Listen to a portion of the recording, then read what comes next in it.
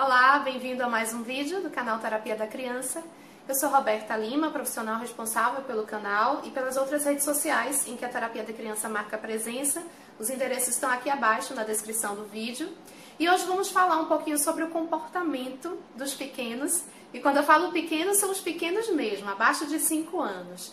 É interessante a gente pontuar e abrir esse espaço para falar sobre isso, porque é muito comum, né? Os adultos em geral, os pais e todos os adultos que lidam com a criança nessa fase, acabam tendo precisando ter um nível mais elevado, né, de paciência, e acabam também meio que confundindo, né, esse entendimento e levando muitas vezes aquela aparente desobediência da criança como se fosse um afronte pessoal, né? Como se fosse uma pirraça, como se a criança simplesmente estivesse fazendo aquilo apenas para bater de frente com você, apenas para lhe contrariar. Então é importante para a gente poder conseguir, né, meio que separar o nosso ego nessa história toda, conseguir, né, perceber que não se trata do nosso ego, mas se trata sim de uma questão comportamental da criança, que tem um embasamento, né, tem uma fundamentação relacionada àquela etapa de desenvolvimento que ela se encontra, relacionada inclusive também à forma como o cérebro dela está funcionando naquele momento, né, a forma como ele consegue operar de acordo com a maturação que ele tem naquele momento, tá? Então a gente precisa ter essa forma de enxergar, não é, um pouco mais embasada, porque a gente acaba conseguindo ter um entendimento mais consistente. E isso eu percebo que acaba empoderando mais os pais e até dando uma dose assim, maior de paciência, né, nas horas que realmente é necessário repetir, até a criança internalizar de fato aquilo que está sendo dito, aquilo que está sendo orientado para ela.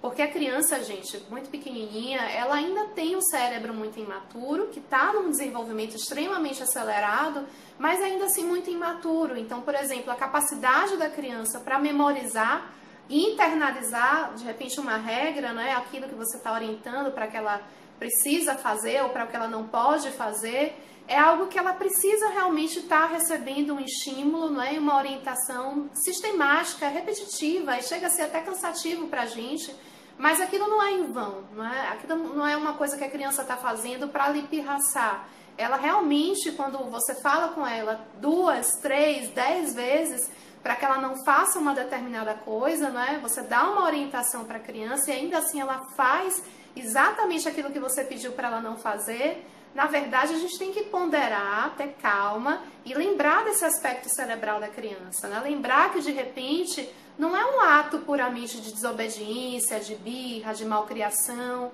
mas também a gente tem que considerar a possibilidade de ser algo, né, relacionado à limitação cognitiva, de compreender essa regra, tá? Porque a compreensão das regras é algo que a criança começa a ter um entendimento melhor a partir dos 3 anos de idade.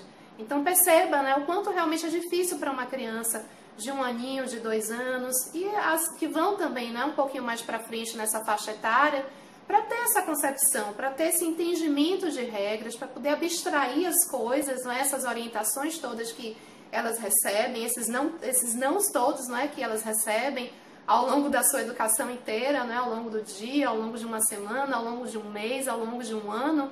É muita informação, né? Estão aqui nesse mundo vivendo, né, há pouco tempo, estão conhecendo, estão experimentando as coisas. Então é muita informação para armazenar, para poder internalizar. Então vamos lembrar sempre dessa questão da memória ser limitada, dessa compreensão cognitiva ser limitada, para que então a gente possa ter um fôlego a mais e conseguir ter uma paciência, né, um pouco mais potencializada nessas situações e não simplesmente achar que a criança está fazendo aquilo ali de uma forma aleatória, de uma forma para lhe afrontar, tá? Porque não se trata do seu ego nessa hora, se trata de uma questão pontual, característica do desenvolvimento, né, da fase que aquela criança está, relacionada ao seu período de maturação mesmo, biológica, né, cerebral.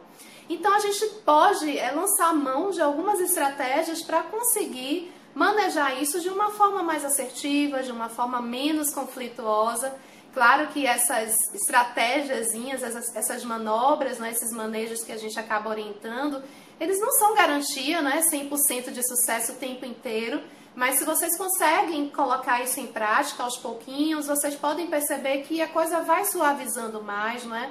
Essa relação vai ficando um pouco menos conflituosa, mais harmoniosa. E isso é uma forma de ajudar a criança, de conduzir essa educação, né, de uma forma mais positiva, de uma forma mais segura e afetuosa também, tá? Então, por exemplo, uma criança muito pequena, não é, que tem dificuldade para poder compreender aquilo que você está dizendo, não é, que ela não pode fazer, por exemplo, não pode pegar na tomada, não é, algo que realmente é importante a gente pontuar, não é, e mostrar, explicar para a criança, até por uma questão de segurança, não é? Mas quando a gente bate muito de frente, quando a gente fala para a criança justamente aquilo que ela não pode fazer, a gente acaba, na verdade, desviando a atenção dessa criança para aquilo, né? Para aquilo que justamente ela não pode fazer.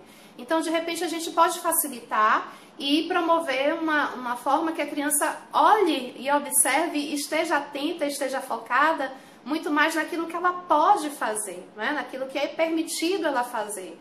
É a forma que a gente tem de direcionar a atenção da criança de uma forma mais sutil, conseguindo colocar esse limite para ela, não é? Mas de uma forma mais positiva, de uma forma que ela consegue, não é, transitar melhor, funcionar melhor. E outra estratégia também, que é muito legal a gente tentar lançar mão, né, desse recurso, é de sempre que possível ter um apoio visual para a criança, tá? Lembra que eu falei que a criança, para entender regras, não é, essa questão precisa de uma capacidade maior de abstrair, não é? Ou seja, de pensar, de conseguir na mente deles, não é, elaborar aquilo que está sendo dito. Isso é realmente uma coisa mais sofisticada para a mente fazer, tá? Para um cérebro que ainda é imaturo conseguir fazer. Então, quando a gente oferece um apoio visual para a criança, por exemplo, aqueles quadros de rotina, não é? que se costuma utilizar, até na escola isso é muito utilizado, tem um propósito naquilo, não é? Porque você coloca a imagem de alguma coisa, não é? E a criança consegue, a partir daquele apoio visual, ela consegue ter um respaldo mais concreto, um respaldo mais objetivo naquilo, né? Naquela ação que ela pode fazer ou que ela não pode fazer. Então, por exemplo, você fazer um quadro onde você tem uma imagem de uma criança almoçando, de uma criança dormindo, de uma criança tomando banho, não é? Colocar algumas ações, algumas questões que envolvem, né, que compõem o dia a dia dessa criança de um modo assim mais recorrente, porque ajuda também a ela ter esse reforço visual, esse apoio visual. É como se ter esse amparo visual diante daquela imagem convidasse melhor esse cérebro para poder fazer, não é? Justamente aquilo que a gente precisa orientar e precisa conseguir com que a criança faça, tá?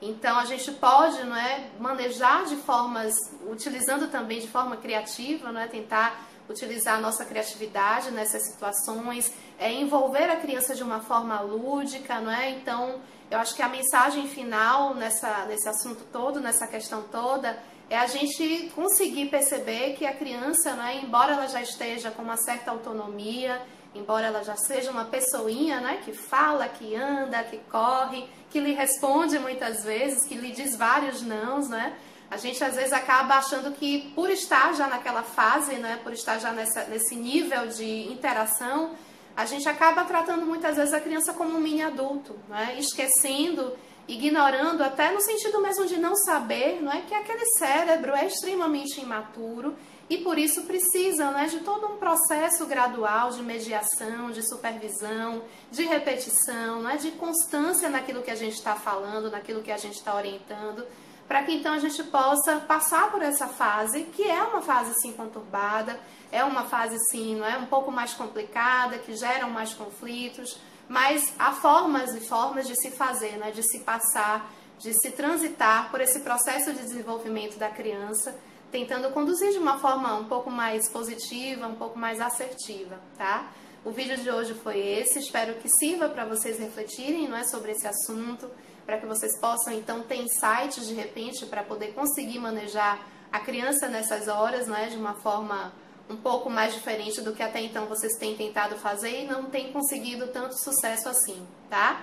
Fica à vontade aqui para vocês comentarem, eu fico à disposição para responder as perguntas, para interagir com vocês. Se não se inscreveram, inscreva-se no canal para que a gente possa dar continuidade, né, a esse diálogo aqui a partir dos vídeos no YouTube. E a gente se encontra ao longo da semana nas outras redes sociais e fico aguardando vocês no próximo vídeo. Tchau, tchau!